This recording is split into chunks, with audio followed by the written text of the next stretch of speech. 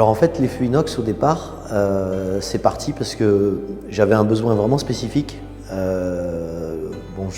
J'ai démarré en 2010, la maison de Lafont, donc comme négociant éleveur en vin, c'est-à-dire que j'achète des petits lots de vin chez différents vignerons en Languedoc, en Pic Saint-Loup, à la Clappe, à Limoux, et je vais ensuite faire un travail d'assemblage et d'élevage. Et dans ce travail d'élevage, j'avais envie, donc en 2010 quand j'ai démarré, de travailler vraiment sur l'équilibre et la fraîcheur des vins. Et puis un matin, je me suis réveillé avec l'idée de me dire, mais en fait, voilà, ce que j'aurais besoin, ce serait une barrique en inox. J'ai trouvé personne qui faisait de barrique en inox. Et je me suis dit, bon, ben, si personne ne le fait, je vais le faire moi et je vais me créer mes propres petits contenants. Alors les lits, pour qu'elles puissent bien travailler, elles ont besoin, je disais tout à l'heure, d'être dans des bonnes conditions. Les bonnes conditions, c'est quoi? Il faut un maximum de surface de lit en contact avec un minimum de vin. En fait, il faut que le ratio surface de lit, volume de vin soit plus favorable à la surface qu'au volume de vin. Ensuite, il faut qu'elle soit très fine. Il ne faut pas qu'elle soit épaisse. Et le dernier élément important, il ne faut pas qu'elle soit tassée au fond d'une cuve.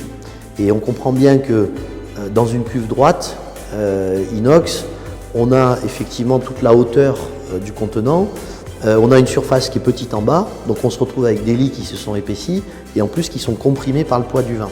Et bien, dans le fût inox, du fait qu'il soit déjà horizontal, galbé, donc il faut imaginer que ça remonte comme ça sur les bords et comme ça, les lits ont une capacité à s'étaler et à s'étendre très importante. Donc plus elles s'étalent, plus elles sont fines. Plus elles s'étalent, plus on a de surface en contact avec le vin. Et là, je me suis aperçu qu'au bout de 5-6 mois, on a un vin qui gagne en volume, qui va commencer à gagner en complexité, tout en préservant tous ces arômes de vin plus jeune. Donc toute la fraîcheur, tout le croquant du vin en fait est préservé. Les lits ont un rôle très important dans l'élevage des vins. Les lits, en fait, ont la capacité d'abord d'emprisonner l'oxygène dissous. L'oxygène dissous, c'est l'oxygène qui est sous forme de petites bulles et qui n'a pas encore combiné avec le vin, qui n'a pas encore oxydé le vin. Et du coup, on va éviter et on va protéger naturellement le vin de l'oxydation. Après, le deuxième phénomène qui est très important, c'est ce qu'on appelle l'autolyse des lits. Alors l'autolyse des lits, c'est quoi?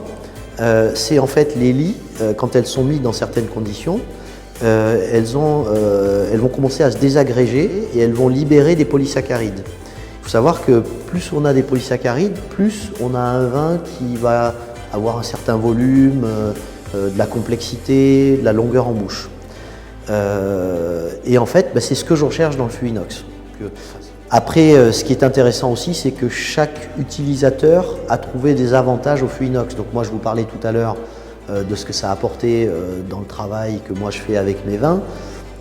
Mais finalement, d'autres vignerons, d'autres maisons se sont rendus compte que, par exemple, pour certains, la part des anges, il n'y a pas de part des anges dans un fût inox.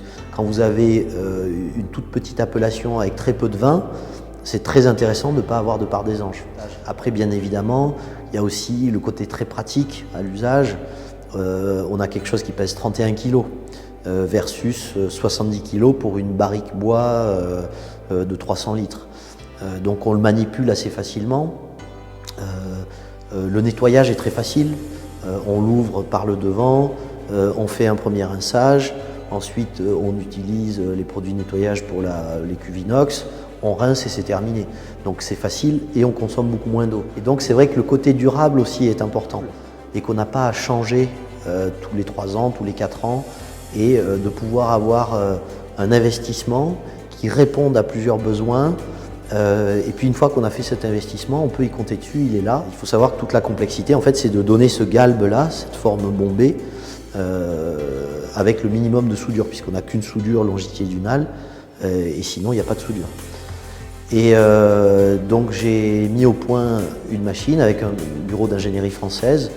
Ça a été 1 an et demi de R&D et on a réussi à développer une bécane qui aujourd'hui nous permet non seulement de gagner en qualité, puisqu'on a vraiment poussé la qualité du fût dans ses finitions, avec les bords tombés, avec un galbe vraiment parfait à l'intérieur d'un moule parfait, etc.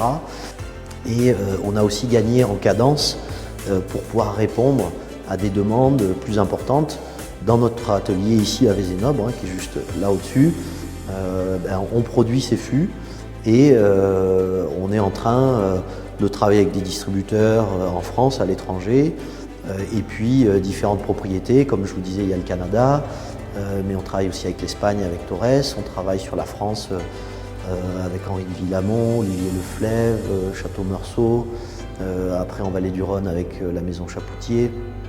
Voilà, plusieurs grands noms comme ça, ou de gens qui sont ouverts à l'innovation aussi. C'est vrai qu'il y a ce cap à franchir, c'est quand même quelque chose d'assez moderne, entre guillemets un peu révolutionnaire, puisqu'on a l'habitude de voir des barriques bois, on n'a pas l'habitude de voir des barriques en inox. On est en train d'imaginer la suite. On est en train de travailler avec l'école des mines d'Alès et puis d'autres intervenants pour pouvoir avoir un fût inox qui permettra de faire des vinifications et de maîtriser les températures de vinification aussi bien en chaud qu'en froid et en intégrant aussi un système de bâtonnage automatisé.